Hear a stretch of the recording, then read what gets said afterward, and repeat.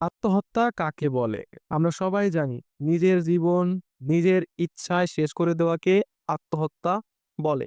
ইসলামে আত্মহত্যা করা হারাম। কেন আত্মহত্যা করা হারাম? কারণ আল্লাহ তাআলা কোরআনে বলেছেন, "তোমরা নিজেদের হত্যা করো না। নিশ্চয়ই আল্লাহ তোমাদের প্রতি পরম দয়ালু।" এই আয়াতে আল্লাহ তাআলা পরিষ্কারভাবে আত্মহত্যা করাকে হারাম করে দিয়েছেন। আত্মহত্যাকারীর সাজা বা পানিশমেন্ট কি হবে? আত্মহত্যাকারীর সাজা বা পানিশমেন্ট সম্পর্কে রাসূলুল্লাহ সাল্লাল্লাহু আলাইহি ওয়াসাল্লাম বলেছেন, "কোন ব্যক্তি যেইভাবে নিজেকে হত্যা করবে সে চিরকাল সেইভাবে জাহান্নামের মধ্যে নিজেকে হত্যা করে সাজা দিতে থাকবে।"